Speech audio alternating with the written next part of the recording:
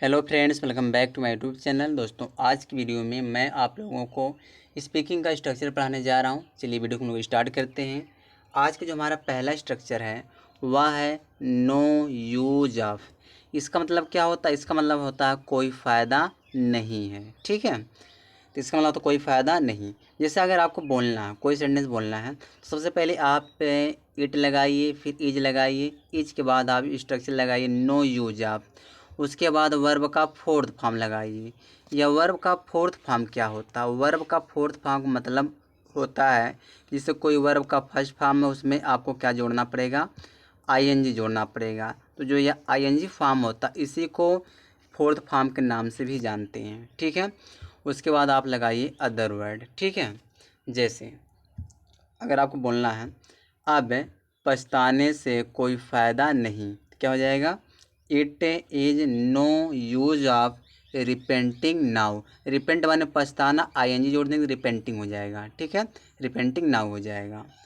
दूसरा जो सेंटेंस है, सेंटेंस नंबर जो सेकंड दिया है, यहाँ पे देखो दिया है अब रोने से कोई फ़ायदा नहीं, तो it is no use of weeping now. ठीक है, तीसरा सेंटेंस दिया है अब बात करने का कोई फ़ायदा नहीं, it is no use of talking now. ठीक है, तो आप इससे बहुत सारे सेंटेंस बोल सकते हो। आगे देखते हैं, और भी सेंटेंस मैं लाया हूँ। यहाँ हम देखो अब झगड़ा करने का कोई फ़ायदा नहीं, तो क्या हो जाएगा? It is no use of quarrelling now. यहाँ पे दिया है पांचवा है कि अब सोने का कोई फ़ायदा नहीं, तो क्या हो जाएगा? It is no use of sleeping now. ठीक है, चलिए आगे देखते हैं। आगे क्या दिया है? यहाँ पे देखो दिया है अब पूछने का कोई फ़ायदा नहीं, तो क्या हो जाएगा? It is no use of asking now. फिर दिया अब बोलने का कोई फ़ायदा नहीं, तो it is no use of speaking now. ठीक है, तो इस जो जो स्ट्रक्चर है या इट्स नो यूज ऑफ, इस पर आप बहुत सारे सेंटेंस बना सकते हो। चलिए दूसरा सेंटेंस देखते हैं। दूसरा सेंटेंस हमारा क्या है? दूसरा सेंटेंस देखो यहाँ दिया है एनी वन कैन। इसका मतलब निकलता है कोई भी कर सकता है।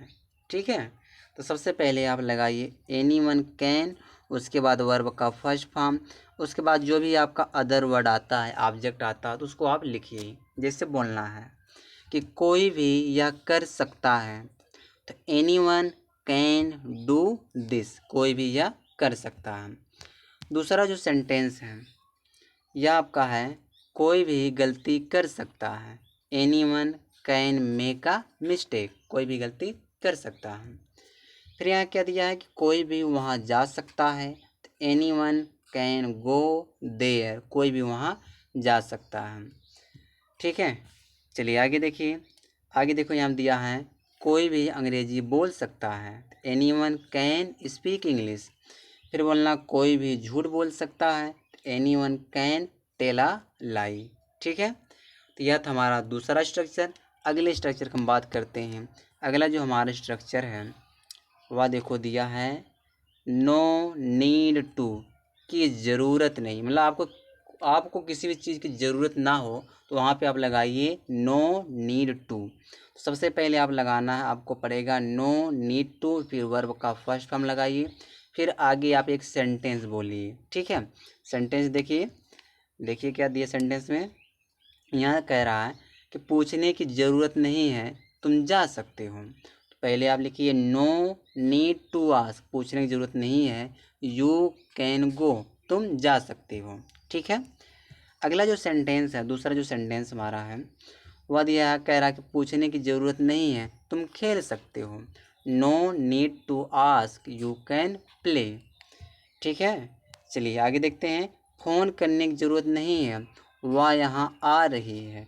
No need to call, she is coming here. ठीक दोस्तों, चलिए आगे देखिए।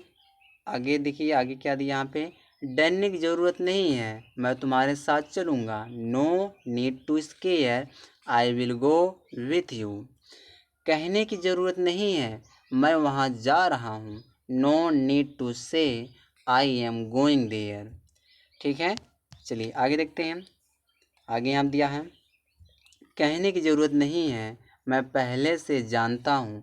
नो नीड टू से आई नो ऑलरेडी। पूछने की ज़रूरत नहीं है, तुम यहाँ आ सकते हो। No need to ask, you can come here. ठीक दोस्तों, चलिए आगे देखते हैं। अगला जो स्ट्रक्चर हमारा है वह देखो दिया है। इस स्ट्रक्चर का नाम है इन द हैबिट ऑफ, मतलब आदत है।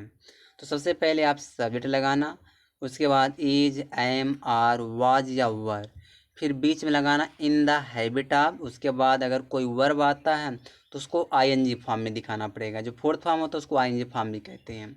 उसके बाद आप एक अदर वर्ड लगाइए। ठीक है जैसे यहाँ देखो दिया है, थोड़ा मैं जूम कर दूँ। जैसे बोलना आपको, मुझे दूध पीने की आदत है, तो क्या हो जाएगा, I am in the habit of drinking milk. जैसे यहाँ दिया है, उसे हल्ला करने की आदत है, तो he is in the habit of making a noise हो जाएगा। ठीक है, चलिए आगे देखिए। आगे यहाँ देखिए, राजू को ताश खेलने की आदत थी, तो पास्ट है तो Raju was in the habit of playing cards. ठीक है, जैसे बोलना है कि मुझे दूध पीने की आदत नहीं थी, I was not in the habit of drinking milk. ठीक है, चलिए आगे देखिए। यहाँ देखो दिया है, रानी को सुबह में टहलने की आदत थी, तो Rani was in the habit of walking in the morning. फिर दिया, मेरे शिक्षक को अंग्रेजी बोलने की आदत है, तो my teacher is in the habit of speaking English. ठीक दोस्तों, तो यह था 4 स्ट्रक्चर था जो इंग्लिश बोलने में काफ़ी यूज किए जाते हैं। आज पर सेंटेंस बनाइए और बोलने का प्रैक्टिस करिए।